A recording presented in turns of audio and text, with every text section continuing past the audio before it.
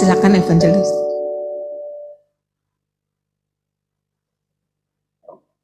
Mari kita berdoa.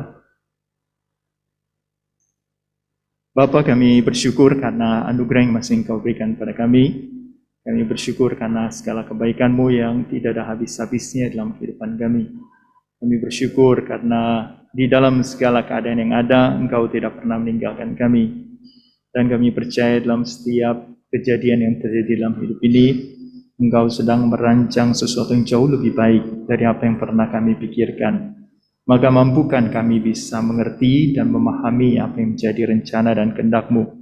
Mampukan kami juga bisa berespon dengan benar untuk segala hal yang terjadi dalam hidup ini. Kami ingin merenungkan firman-Mu. Biarlah kami bukan hanya bisa mengerti kebenaran firman-Mu, tetapi kami juga bisa melakukan apa yang kami mengerti. Ini doa kami Bapa, hanya dalam nama Tuhan kami Yesus Kristus kami berdoa. Amin. Saya pengen buka masker, tapi baru 2 hari yang lalu saya vaksin yang kedua. Itu sebabnya sekarang kayaknya kondisinya dalam keadaan agak lemah menurut saya aja gitu. Benar apa enggak? Perasaannya nggak ada sesuatu yang sakit sih ya, tapi ada kayak rasa nggak enak aja gitu ya. Karena ada cairan yang masuk ke dalam tubuh yang agak berbeda gitu. Dari awal saya nggak merasa apa-apa sih. Yang pertama, yang kedua ini gitu ya. Yang nggak fisiknya nggak apa-apa maksudnya, tapi perasaan nggak enaknya itu ada gitu ya. Hari ini tema yang diberikan, Elisa menjadi pelayan Tuhan yang setia karena bimbingan Elia. Temanya panjang banget, jadi saya singkat aja. Elisa. Yang gampang diingat, Elisa. Sebelum kita membaca lagi ayat Alkitab, saya pengen sharingkan sedikit satu pergumulan. Sedikit atau banyak itu relatif kayaknya. Saya datang, perlu perkenalan nggak? Saya nggak perlu ya.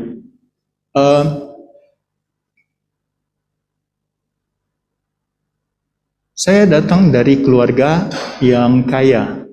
Meskipun kaya miskin itu relatif ya, tapi menurut orang-orang di sekitar itu keluarga yang kaya. Tapi ada satu pertanyaan yang saya paling nggak suka kalau ditanya, itu soal cita-cita. Soal cita-cita. Kenapa? Karena keadaan lagi sulit gitu ya. Terus ditanya cita-cita. Itu biasanya tuh seperti mempertanyakan sesuatu yang tidak mungkin. Meskipun ada istilah yang mengatakan gantungkan cita-citamu setinggi bintang apa setinggi apa gitu. Jadi pertanyaannya bintang yang mana mau yang digantungkan gitu ya. Tetap aja gitu, itu sesuatu yang nggak masuk akal kalau ditanyakan hal itu. Apalagi kalaupun dikasih tahu cita-citanya apa, orang itu bisa ketawa gitu ya. Cita-citanya begitu gitu ya. Tapi kalau ditanya punya keinginan atau harapan nggak, ya mungkin sih ya. Itu lebih real gitu ya kalau bisa mengatakan apa yang menjadi keinginan dan harapan. Maka kalau ditanya apa keinginan harapan atau sebenarnya ada hubungannya dengan cita-cita, maka saya akan jawab, saya ingin dipakai oleh Tuhan. Pertanyaan dipakai oleh Tuhan itu apa gitu? Jadi hamba Tuhan. Iya dong, jadi hamba Tuhan. Tapi bukan cuma sekedar jadi hamba Tuhan. Karena dari kecil sudah terbiasa jadi yang terbaik. Maka keinginannya nggak bisa cuma sekedar jadi hamba Tuhan titik. Harus jadi hamba Tuhan yang terbaik. Orang bilang, wah ini agak sombong kayaknya. Memang. Kenapa harus jadi yang terbaik? Ya kenapa enggak? Kan kalau punya cita-cita kan harusnya yang setinggi-tingginya gitu ya. Masa cita-citanya cuma yang penting begini aja? Oh enggak.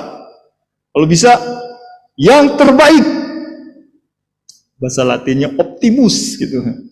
Jadi antara optimis dan optimus itu beda tipis gitu ya. Bisa apa enggak? Wah, itu kembali lagi ya. Ada tergantung banyak aspek. Tapi itu jadi satu keinginan. Dipakai Tuhan menjadi hamba Tuhan. Masalahnya, ya biasanya selalu begitu itu ada masalah gitu ya. Masalahnya, ini kayaknya yang masalah ini ya. Kayaknya nggak bisa bantuin. Masalahnya yang pertama itu kesempatan. Orang pengen sesuatu gitu ya. Nggak tentu kan ya, dapat kesempatan untuk itu yang diinginkan, yang dicita-citakan. Nggak semua orang kan, meskipun punya keinginan yang besar gitu, punya potensi yang besar, merasa saya luar biasa, tapi nggak tentu kan ya, Tuhan kasih kesempatan untuk kita bisa dapat hal itu. Nggak tentu kan ya. Ada yang nggak mau dapat kesempatan, yang mau nggak dikasih gitu ya. Itu masalah yang pertama, itu soal kesempatan. Dengar-dengar sih ya, ada seorang hamba Tuhan yang luar biasa gitu ya. Tapi hamba Tuhan itu sempat jadi apa istilahnya, headline. Pokoknya viral gitu ya. Hamba Tuhannya itu luar biasa sekali itu ya. Dia melakukan sesuatu yang tidak pernah terjadi gitu. Tapi kemudian tiba-tiba dengar kayaknya hamba Tuhannya hilang gitu ya. Entah kemana, entah melarikan diri. Padahal saya pengen jadi muridnya hamba Tuhan itu gitu ya. Karena dia kelihatan luar biasa sekali. Cuman kemana orangnya gitu ya. Kan untuk menjadi seseorang yang luar biasa, kita juga perlu guru yang terbaik. Kalau pengen jadi yang terbaik, ya gurunya harus terbaik juga dong. Kalau enggak, ya segala potensi kemampuan itu kan nggak bisa keluar. Kalau guru yang terbaik itu kelihatan bisa lihat itu. Wah, ini murid saya, kemampuannya seperti apa, luar biasanya seperti apa, bisa digali semua potensinya. Maka saya menginginkan guru seperti itu, hamba Tuhan yang seperti itu. Sayangnya, dia hilang entah kemana. Padahal cerita tentang hamba Tuhan itu luar biasa sekali. Masalah yang terakhir, yaitu perlu belajar. Masalahnya, kalau nggak ada guru yang terbaik, sanggup nggak belajar sendiri gitu ya. Ya tiap orang bisa beda-beda sih ya.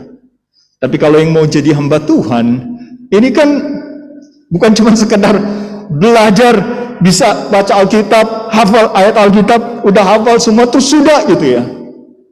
Ada banyak hal yang lain lagi yang harus dipelajari untuk kemudian betul-betul bisa dipakai oleh Tuhan. Ini masalah yang luar biasa. Maka saya perkenalkan, nama saya Elisha bin Ben Shafat, kalau dalam bahasa Ibrani. Tadi bukan cerita tentang saya. Saya cuma ingin memikirkan pergumulan Elisa sebelum dipakai oleh Tuhan kira-kira seperti apa. Seorang muda yang luar biasa. Seorang muda yang datang sebenarnya dari keluarga yang kaya. Dan tiba-tiba hamba Tuhan yang menghilang itu, yaitu Elia, muncul di depan Elisa. Apa yang terjadi? Dia buka jubahnya, dia lempar ke depan Elisa. Itu lambang dari dia mau menerima Elisa untuk menjadi yang pertama ya, jadi pelayannya sekaligus jadi muridnya. Ceritanya kemudian kita baca lagi 2 Raja-Raja 3 ayat 11. Tetapi bertanyalah Yosafat, tidak adakah di sini seorang nabi Tuhan sesuai dengan perantaranya kita meminta petunjuk Tuhan? Lalu salah seorang pegawai Raja Israel menjawab, katanya, di sini ada Elisa bin Shafat yang dahulu melayani Elia. Saya kasih bahasa dewanya, bahasa Ibraninya gitu ya. Saya akan bacain itu 2 kalimat yang terakhir yang di bawah. Itu bacanya dari kanan ke kiri. Kalau mau bisa baca, banyak berdoa. tetap aja nggak bisa baca kalau nggak belajar. Makanya kan mau jadi hamba Tuhan luar biasa kan harus belajar.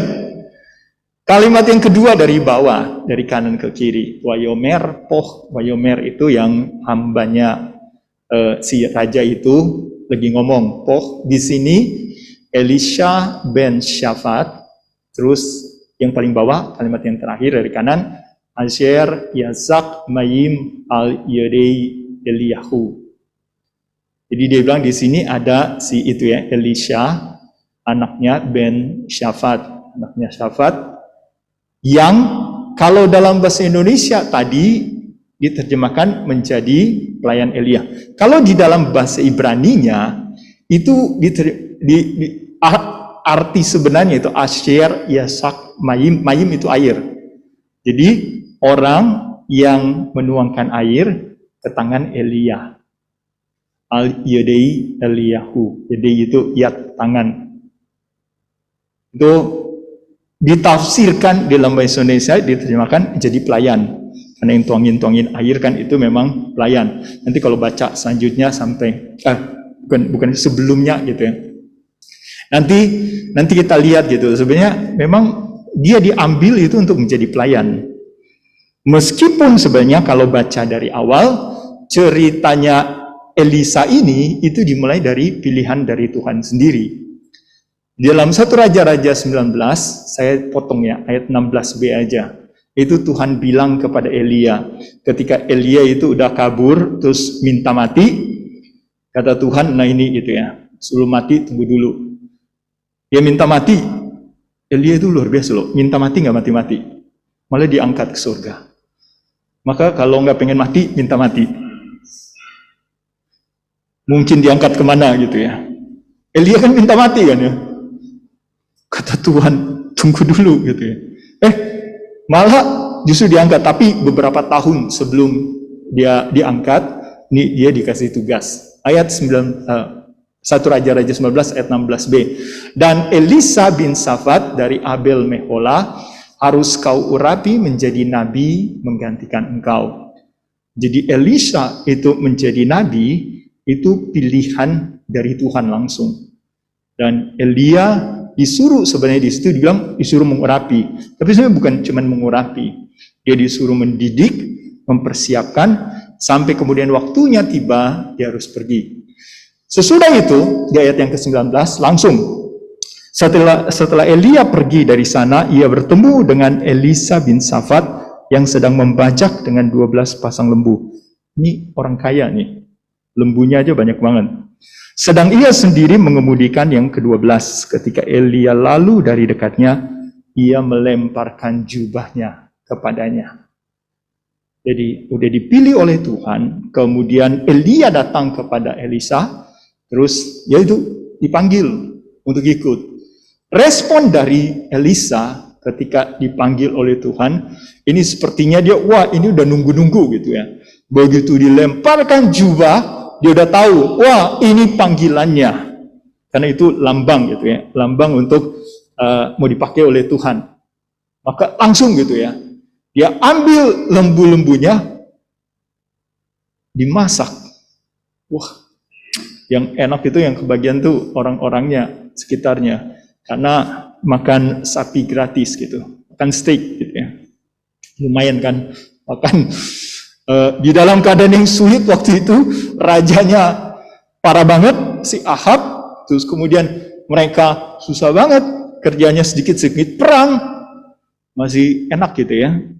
Sulitnya cuma berhadapan dengan COVID, itu sambil perang, ada penyakit, ada macam-macam permasalahan, udah gitu ya.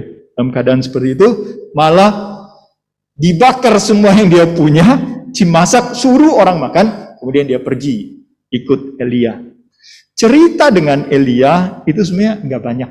Kalau baca di dalam, dari 1 Raja-Raja 19 sampai kepada 2 Raja-Raja, ceritanya nggak banyak. Karena sesudah ini, itu ceritanya hampir nggak muncul. Elisanya nggak muncul sama sekali, sampai di Raja-Raja pasal yang kedua. Itu kemudian muncul. Makanya jadi pertanyaan ya, apa yang terjadi? Dan cerita tentang Elia pun itu juga cuma sedikit. Tapi kalau dihitung dari pemerintahan sejak Ahab mati, kemudian digantikan oleh anaknya siapa ya, Amasya ya, terus gantikan lagi, mati, ganti itu ada beberapa tahun sebenarnya. Kemungkinan besar nggak ada ceritanya, karena itu si Elia mendidik Elisa. Nanti kalau baca dalam 2 Raja-Raja pasal yang kedua, sebelum Elia itu mau diangkat, itu ada rombongan nabi. Jadi kayak ada sekolah nabi, sekolah teologi nabi-nabi. Nah itu bisa kenal sama Elisa, terus kemudian berhubungan dengan dia. Maka kemungkinan itu kayaknya Elia mendidik secara khusus, terus mendidik juga nabi-nabi yang lain. Itu sekolah nabi itu. Nah itu waktu yang dipakai. Itu sebabnya kalau baca cerita tentang Elia, itu hampir nggak ada. Nanti baru muncul ceritanya waktu dia mau diangkat. Nah, ceritanya kemudian berlanjut gitu ya. Di dalam, saya lompat di dalam 2 Raja-Raja pasal yang kedua. Karena di sini baru muncul si Elisa. Jadi kalau baca 2 Raja-Raja pasal yang ke-1, itu si anaknya Ahab lagi sakit. Kemudian dia minta untuk tanya kepada dewa-dewanya. Terus si Elia ngomong, dicegat utusannya. Itu dicegat. Memang di sini nggak ada Allah. Israel nggak ada Allah, sampai harus pergi kepada dewa-dewa gitu ya.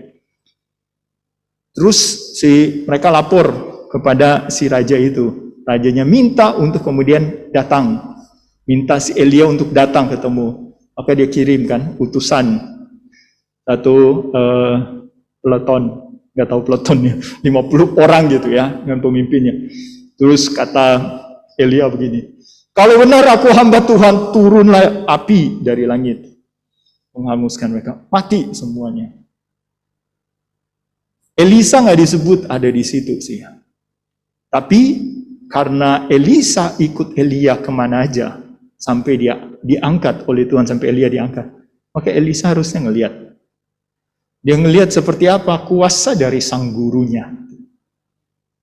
Dan itu terjadi 2 kali ya, bukan cuma sekali. Diulang lagi, datang lagi. Rombongan yang kedua, kloter yang kedua. Kata Elia, sama lagi. Kalau aku hamba Tuhan, itu. Mati lagi 50 orang. Yang ketiga, yang takut akan Tuhan. Dia langsung mengakui di hadapan Elia gitu ya. Dan memang Elia disuruh pergi gitu. Nah, Elisa ngelihat hal ini, dia juga terus kemudian melihat ketika Elia saatnya udah mau diangkat, mereka menyeberang sungai Yordan. Kalau lihat di pasal yang kedua ayat yang ke-8, 1 ayat sebelum ayat yang ke-9 ini, itu apa yang dilakukan oleh Elia? Dia ambil jubahnya, dipukul sungai Yordan itu kebelah. Menurut saya, tafsiran saya, kenapa kemudian waktu Elia menawarkan satu permintaan kepada Elisa, kenapa kemudian permintaan Elisa itu seperti ini, di 2 Raja-Raja 29. Dan sesudah mereka sampai di seberang, berkatalah Elia kepada Elisa, mintalah apa yang hendak kulakukan kepadamu, sebelum aku terangkat daripadamu. Jawab Elisa, biarlah kiranya aku mendapat 2 bagian dari rohmu. Ini kan kesempatan ya. Gurunya udah mau naik ke surga, udah mau diangkat, udah dikasih tahu, bahkan nabi-nabi pun yang lain itu pada tahu. Ini satu-satunya kesempatan, ini kesempatan yang penting. Elisa dapat kesempatan, minta satu permintaan. Ini bukan jinnya Aladin ya, 3 permintaan. Ini cuma 1 gitu. Kalau 3 permintaan gampang dong ya. 1 gagal, masih ada 2. Ini cuma 1 permintaan penting. Kita ya, kalau ditanya begitu gitu ya, 1 permintaan pasti dikabulkan. Mintanya apa? Semoga COVID berlalu, pandemi berlalu. Semoga kekayaan bisa balik. Yang mati bangkit lagi. Oh, enggak ya itu. Agak susah. Elisa ada di dalam keadaan yang sulit juga kan. Karena dia berada di dalam pemerintahan yang harusnya itu Israel itu menyembah Tuhan. Tapi ini kerajaan Israel yang raja-rajanya jahat semuanya. Agak berbeda dengan Yehuda. Kerajaan Yehuda yang sebagian masih menyembah Tuhan. Meskipun akhir-akhirnya juga itu menyembah dewa-dewa. Dalam keadaan yang sulit begitu, harusnya Elisa juga memikirkan hidupnya seperti apa gitu. Tapi ternyata ya, yang dipikirkan oleh Elisa itu berbeda. Dia bukan memikirkan dia bisa dapat lebih enak, lebih nyaman, tapi dia meminta satu hal yang agak aneh. Dia minta 2 bagian dari roh Elia. Itu dia minta kayak hak kesulungan. Jadi kalau di dalam Taurat, kalau anak yang sulung biasanya dapat 2 bagian dari milik orang tuanya. Nah itu yang diminta oleh Elisa itu. Tapi hak kesulungan yang dia minta itu bukan harta. Tapi yang dia minta itu kuasa. Kuasa Elia yang dia lihat gitu ya. Bagaimana Tuhan pakai dia, pakai Elia luar biasa. Itu yang dimaui oleh si Elisa. Aneh ya. Minta itu kuasa. Karena ini hubungannya bisa dipakai Tuhan. Saya waktu baca ini ulang lagi, kemudian mulai pikir, iya saya kalau disuruh minta begitu, saya minta apa? Khusus dalam keadaan seperti ini, apa minta pelayanannya bisa jauh lebih enak, jauh lebih nyaman, tersiksa nih khotbah pakai masker, nafasnya susah. Atau, ya kalau bisa Tuhan jamin hidup inilah, tapi bukan cuma jamin di dalam kata-kata dengan janji-janji gitu ya. Tapi dijamin misalnya dengan rekeningnya itu ada saham jangan naik turun saham sekarang ini. Deposito, wah bunganya juga kecil. Apalah gitu, tapi dengan jaminan. Kalau jaminannya cuma ngomong doang kan ya. Kan kadang-kadang orang yang percaya pun itu bisa jadi kurang percaya kan. Karena kelihatan ngomong doang kan. Apalagi kan kalau janji di dalam Alkitab kan itu lebih umum kan, general kan ya. Bukan lebih spesifik ke kita kan ya. Tuhan berfirman. Yang ngomong Tuhan berfirman kadang-kadang banyak bohongnya gitu. Berfirman kepada dirinya sendiri. Itu cuma ayat Alkitab terus diamini. Wah, ini Tuhan berfirman kepada saya. Besoknya nggak terjadi. Aduh, gimana ya Tuhan? Jadi yang berfirman siapa yang kemarin itu? Maunya itu sesuatu yang bisa menjamin kita untuk kemudian lebih tenang, lebih aman, lebih nyaman, lebih damai, dan lebih-lebih yang lain. Elisa enggak. Ini dia cari mati sebenarnya. Karena minta seperti kuasa yang Tuhan kasih kepada Elia. Kan ceritanya Elia itu lawan nabi-nabi Baal, dibunuh semuanya. Dan dia jadi orang yang dicari-cari gitu ya. Sama si Sebel itu, Isabel nyebelin. Sekarang dia minta hal yang sama. Oh ini kan minta mati sebenarnya kan. Tapi ya ini justru yang diperlukan di dalam pelayanan. Dibutuhkan oleh Elisa. Dia meminta hal yang perlu, hal yang penting, meskipun kelihatannya agak aneh. Dan Elisa nggak cukup selesai minta, sudah gitu ya, dapat. Karena Elia kan kasih syarat, kalau bisa lihat waktu dia naik diangkat oleh Tuhan, maka dia bisa dapat. Dan dia dapat kan ya, dapat jubahnya. Itu dapat jubahnya. Kalau baca cerita selanjutnya, Elia langsung praktekan. Dia kan balik lagi kan, lewatin sungai Yordan lagi, pulang lagi. Maka dia pakai itu, jubahnya dipukul itunya airnya sungai Yordan. Sambil ngomong, ini pakai nama Tuhannya Elia. Wah ternyata kebelah. Berarti betul, kuasa yang dari Tuhan kepada Elia, sekarang turun kepada Elisa. Dan kalau baca cerita tentang Elisa sampai akhir sebenarnya, kalau hitung raja-raja Israel, beberapa raja Israel, dia ada gitu ya, Elisa ada di situ. Itu kira-kira dia dipakai oleh Tuhan sesudah peristiwa ini masih ada 50 tahun lebih. Jadi dibimbing oleh Elia itu mungkin sekitar 3, 4 atau sampai 5 tahun. Kemudian dia dipakai Tuhan 50 tahun lebih. Dengan kuasa yang berasal itu dari Elia.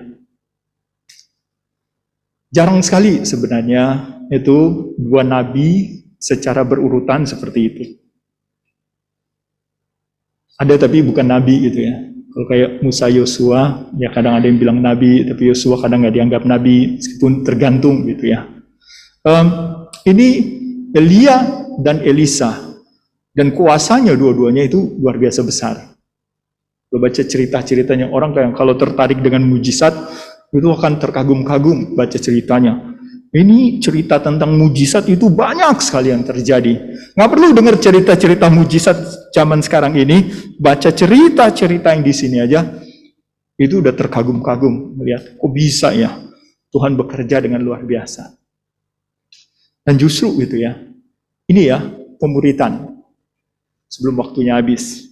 Waktu berbicara tentang pemuritan, biasanya di zaman sekarang, orang selalu berpikir yang pertama itu transfer pengetahuan. Jadi pengetahuannya seperti apa? Dia transfer pemahaman pengetahuannya. Bagus sih. Tapi kalau zaman sekarang ini, pengetahuan itu gampang sekali dicari. Zaman sekarang ini banyak jemaat lebih pintar dari hamba Tuhan. Dan yang lebih parah lagi, itu sekarang banyak jemaat sampai belajar bahasa aslinya.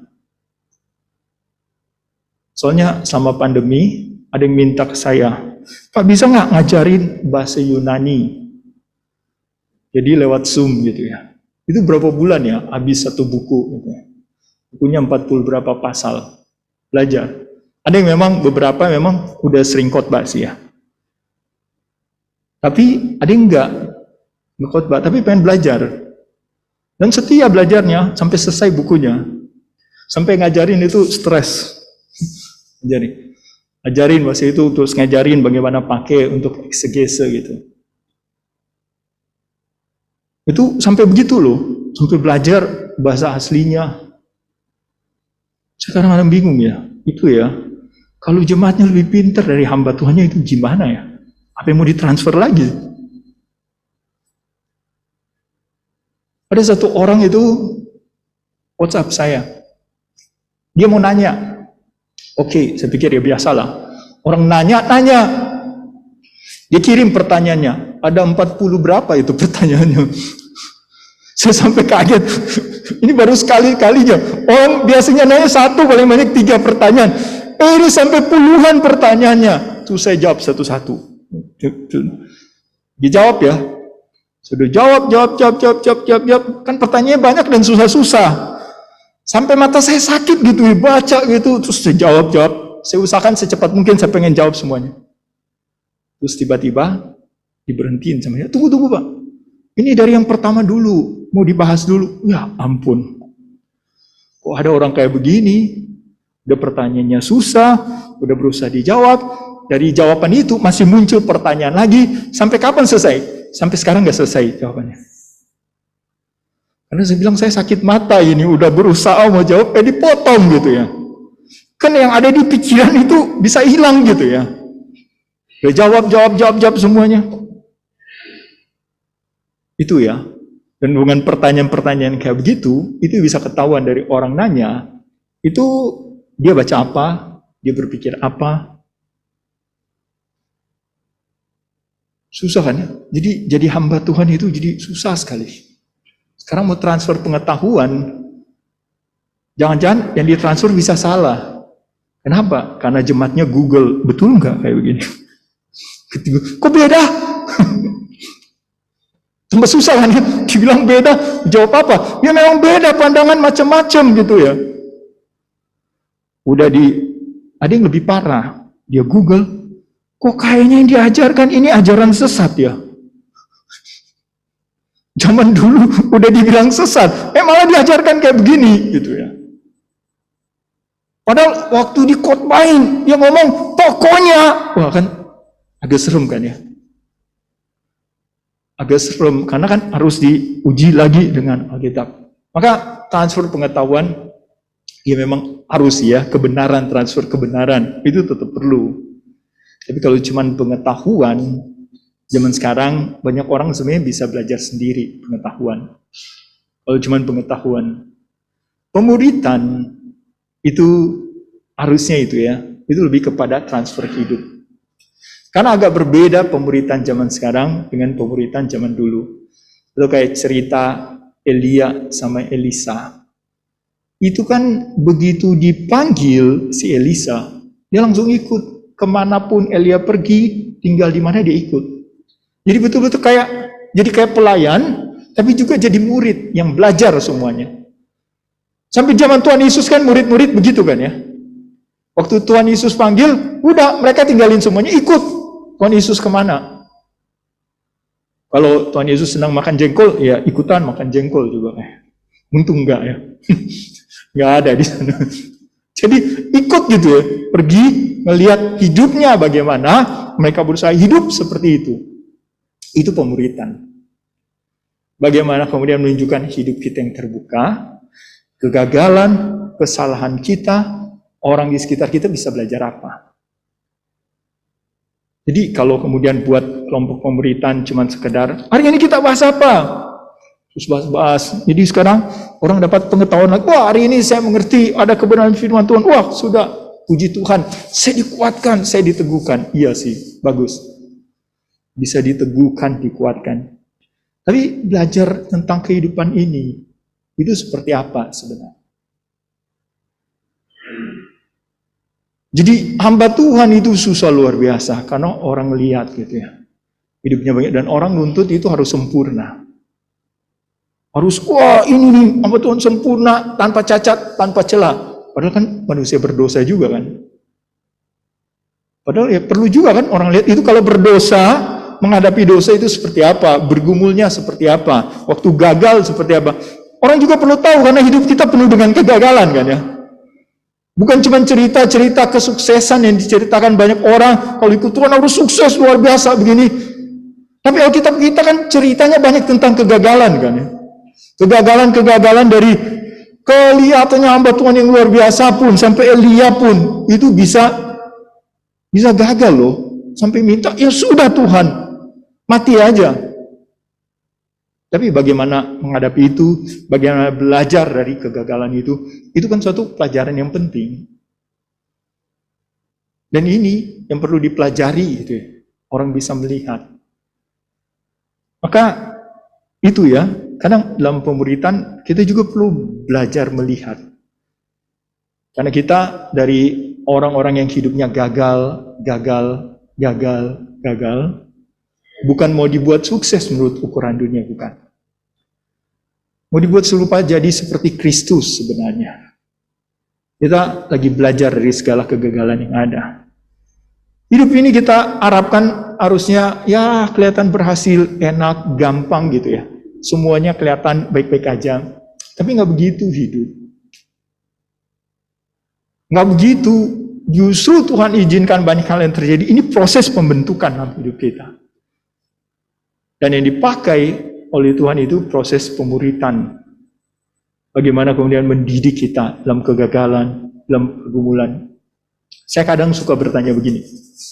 Saya betul hamba Tuhan nggak? Kalau dari hidup saya, melihat hidup saya, orang tidak tertarik juga ikut menjadi hamba Tuhan. Saya sering masuk, saya gagal. Itu sebabnya jadi gembala. Saya pengen nantang jemaat saya. Kalau hidup saya yang memang banyak nggak benarnya juga, dan ternyata memang kelihatan cuma nggak benarnya dan nggak menarik, orang kemudian tidak ingin dipakai Tuhan sama sekali gitu ya. Ya buat saya, yang mendingan saya jangan jadi pemimpin di situ. Memang puji Tuhan sih, ada beberapa yang jadi hamba Tuhan juga. Meskipun saya cuma 1 tahun jadi gembala, saya kayaknya nggak cocok jadi gembala. Dilihat dari sisi apapun, sangat-sangat nggak cocok gitu. Tapi ternyata ada yang tertarik juga jadi hamba Tuhan. Maksudnya gitu ya, itu hidup kita, itu kan transfer kan. Jadi Tuhan Yesus suruh kepada murid-muridnya itu, jadikanlah semua bangsa muridku. Jadi murid, bukan cuman percaya kepada Tuhan, jadi murid terus diajarkan segala sesuatu. Maka saya percaya gitu ya, semua orang percaya dipersiapkan jadi murid. Waktu semua dipersiapkan jadi murid, maka semua itu juga jadi hamba Tuhan yang harusnya memuridkan. Ibu rumah tangga yang baik, yang beriman, harusnya juga bisa memuridkan ibu rumah tangga yang lain. Sampai orang-orang melihat, wah ini ibu rumah tangga yang baik, jadi pengen, saya juga ya. Yang wanita ya, bukan bapak-bapak yang jadi pengen ibu rumah tangga gitu. Jadi, wah saya juga jadi pengen jadi ibu rumah tangga seperti ini, yang betul-betul memuliakan Tuhan. Kalau menurut saya, wah itu berhasil. Terus dipersiapkan, dimuridkan. Tapi kalau ngelihat kita, orang kemudian berpikir, saya pengen jadi lawannya, nggak pengen jadi kayak begini. Ada yang aneh. Saya nggak tahu, kayaknya ada yang aneh dengan hidup kita ketika orang tidak tertarik sama sekali gitu. Terus kita nggak dikasih kesempatan untuk transfer sesuatu kepada orang lain. Kalau cuma transfer duit kan gampang, tergantung kemampuan kita. Duitnya ada berapa banyak, transfer. Tapi kemudian bisa menantang orang untuk bisa menjadi pengikut Kristus. Paulus bilang, jadilah pengikutku, sama seperti aku pengikut Kristus. Banyak orang cuma sampai di titik, jadilah pengikutku. Ayo, jadilah pengikutku. Ini butuh banyak follower gitu ya. Jadi pengikut. Udah titik, dan dia puas luar biasa, saya banyak pengikut, pengagum banyak. Wah, puji Tuhan, saya dipakai oleh Tuhan. Itu sih gampang ya, mau punya banyak fans kan gampang ya. Cari duit banyak-banyak, terus ke toko kipas angin, beli fan tuh. Jadi banyak kan plural, dijamak jadi fans, banyak fansnya. Sini satu doang fansnya, di belakang.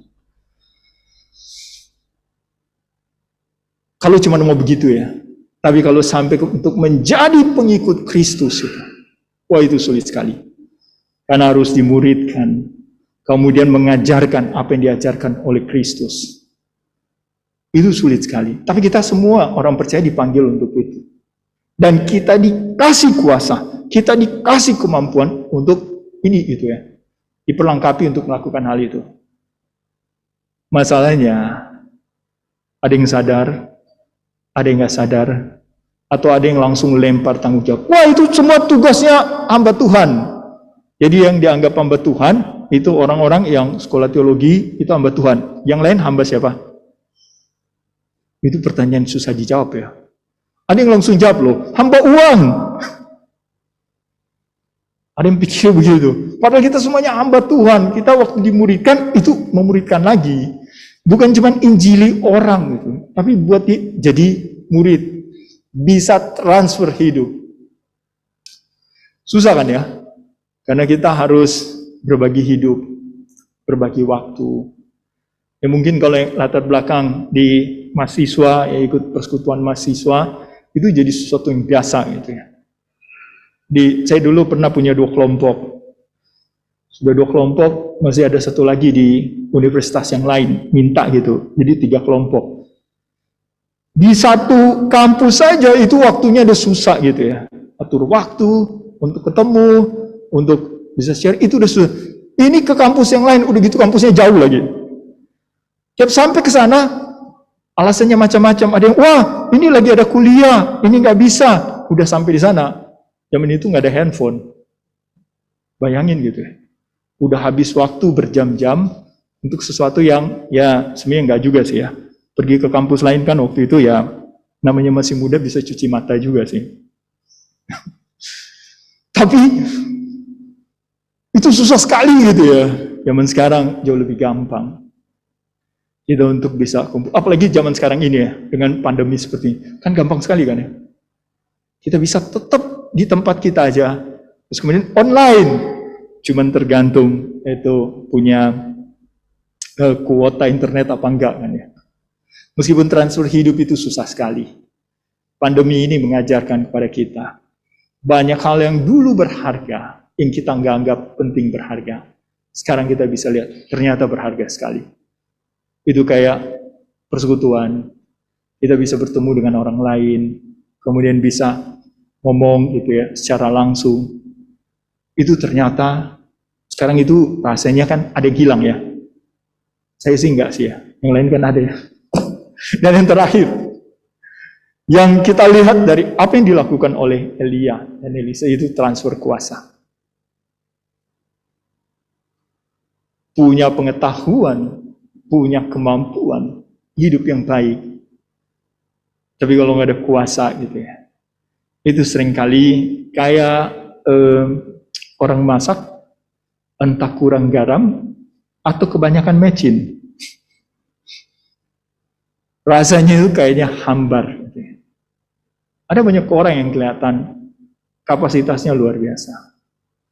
Tapi sepertinya itu kayak ada sesuatu yang kurang gitu dalam hidup ini. Ada orang-orang yang kelihatan sepertinya biasa saja.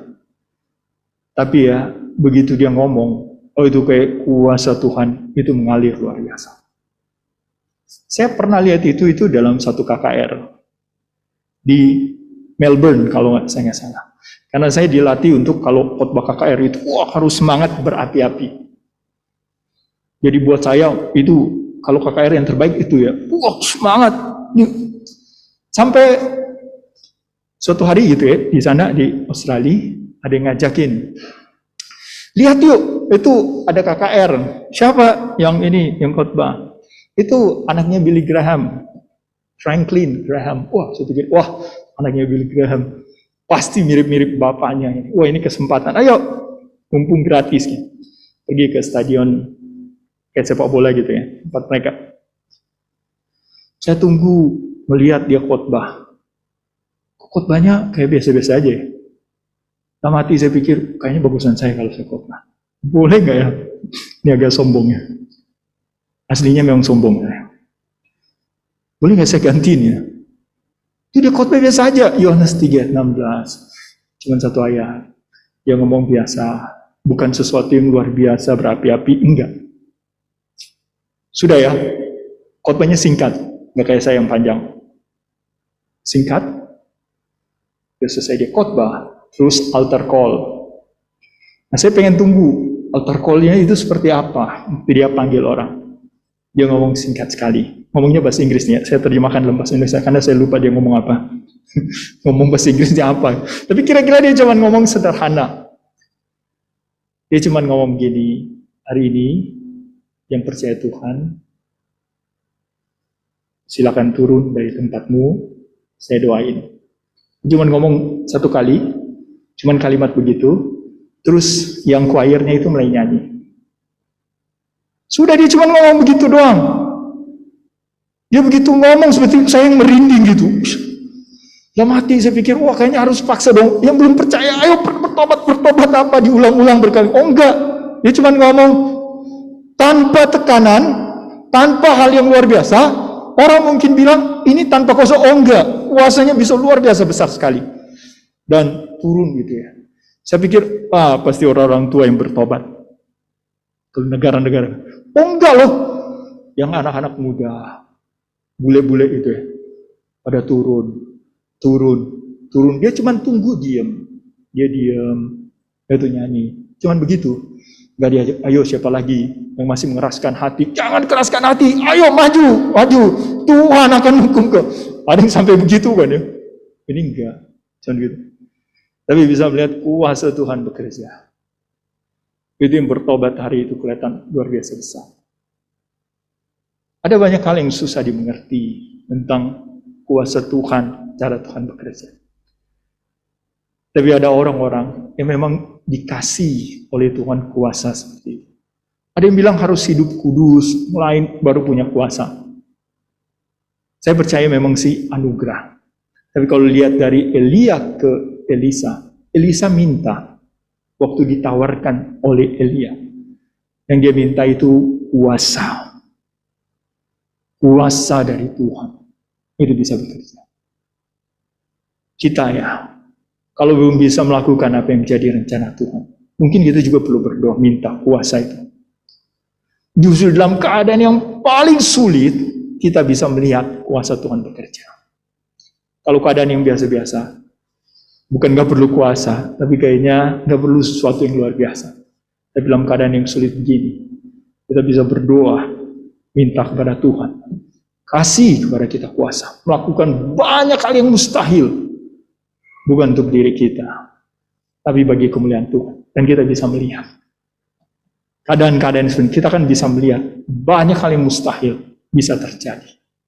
Saya percaya Tuhan akan pakai gerejanya. Dan saya percaya ya, ini ya, Gereja Isa Al-Masih di Mangga Besar 4M ini ya, Tuhan juga akan pakai. Saudara mungkin bilang, saya bukan siapa-siapa, musuh ya akan dia pakai Tuhan, yang bukan siapa-siapa. Biar Tuhan bisa tunjukkan bahwa dia yang siapa-siapa, dia yang luar biasa, dia bisa bekerja lewat siapa saja. Maka berdoa kepada Tuhan. Bukan cuma berdoa untuk kesehatan kita, kekuatan kita, biar kita tetap teguh beriman. Minta lebih dari itu. Minta biar kita dikasih kuasa, bisa melakukan yang lebih besar lagi. Dalam keadaan seperti ini saya bisa menolong orang lain, bisa menguatkan orang lain, bisa memuridkan orang lain. Dan dengan hidup yang diubahkan ini, saya bisa transfer hidup ke orang lain. Melihat hidup saya, orang akan tertarik kepada Tuhan, orang akan bersyukur kepada Tuhan. Kenapa kita nggak minta itu? Minta Tuhan pakai kita. Siapapun kita, umur berapapun kita bisa minta Tuhan pakai kita. Lakukan banyak hal bagi kemuliaan Tuhan. Mari kita berdoa.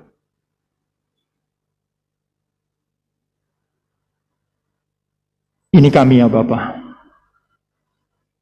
Kami bukan orang-orang yang luar biasa seperti Elisa, Elia, atau hamba-hambamu yang sudah engkau pakai dalam sepanjang sejarah. Tapi kami adalah umat-Mu yang sudah ditebus oleh Kristus dengan darah-Nya yang mahal. Dan kami adalah murid-murid Kristus yang siap dipakai oleh Tuhan. Biarlah dalam keadaan seperti ini, Engkau mau memakai kami. Berikan kuasa kepada kami ya Bapa, untuk bisa menggenapi apa yang menjadi rencana-Mu. Sehingga hidup yang sementara dan yang sebentar ini, bukan hanya hidup yang sia-sia, hidup yang kami habiskan dalam keluhan-keluhan yang tidak ada habis-habisnya. Tapi hidup yang kami bisa pakai untuk memuji Engkau, bersyukur, karena kami bisa melihat perbuatan-perbuatan-Mu yang luar biasa. Dan Engkau memakai kami untuk bisa ikut berbagian dalam rencana-Mu. Dengar doa kami Bapa.